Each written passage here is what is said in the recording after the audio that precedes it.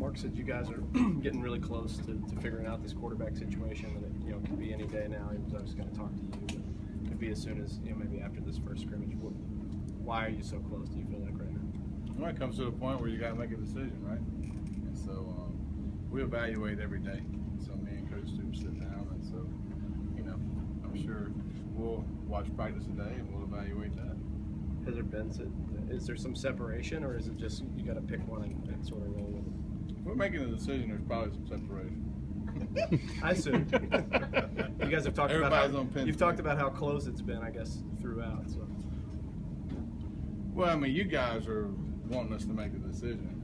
It's not that important for us, I'll be honest with you. We're just trying to get work done. I mean, everybody, and I understand everybody wants to know what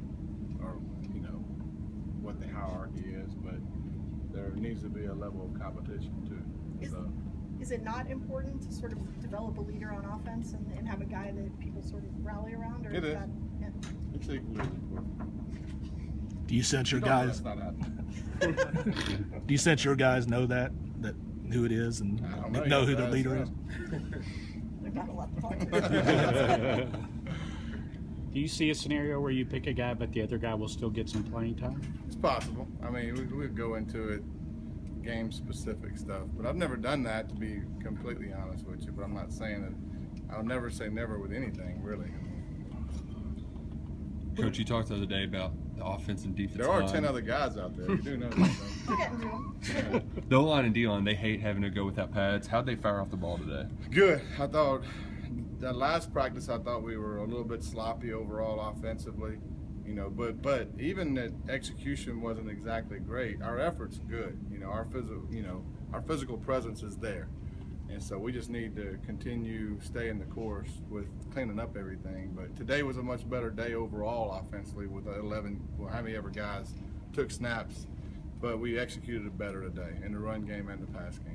And the flow was better, so that just means that our communication is better and kids are just getting a better grasp on it. Do you envision a scenario where you throw the ball around to a dozen different receivers, or do you want 1, 2, 3 guys that sort of? We've been both. I mean, you can look back throughout years, and I think we've had 12 and 13 guys catch balls in the game. There's been places where we've had 3 guys over 100 receptions in 1 year.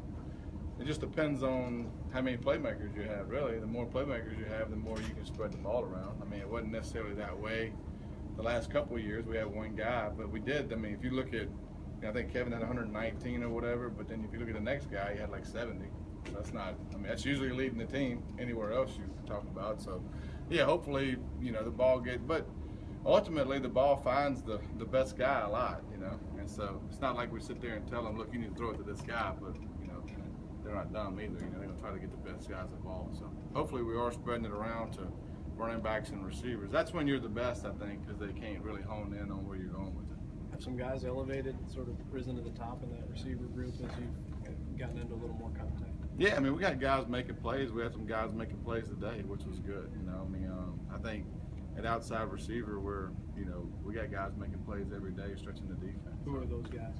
Well, I mean, I'm not talking about specific guys, but I mean, the playmakers we have. You wanted us to ask about the other 10. I need names. Juice is a good player. You can put that. I mean, Juice is a good player.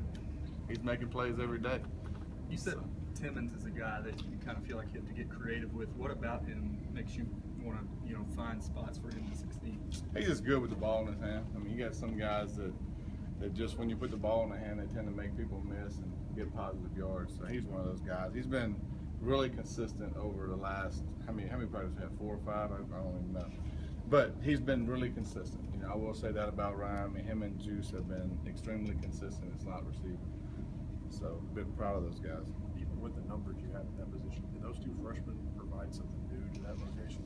They might, but you gotta, we're gonna keep letting those guys come on. But ultimately, if you got depth, you can not waste a kid with minimal reps. That's a decision you have to make. That's down the road a little bit, but been happy with all the young kids, to be honest with you. They've been playing well. They've picked it up fast, and so very mature, very smart kids. So the level of capacity in which they play once we get to real games, I don't know yet. We'll have to see. And you never know. I mean, heck, you never know how injuries are going to be. You never know how everything shakes out. So we got enough depth where we're getting a lot of guys reps, which is really positive. Seems are you like only King playing is. Dawson or Johnson I'm at the? not. I know. Shut. I'm not playing. Are you only Thank playing him? God. In the, Y'all are glad I'm not playing. Are you only playing him in the slot, or are you moving him outside some Who? still? Johnson, Juice. Oh yeah, we're moving him around. He plays a lot. He can play quarterback.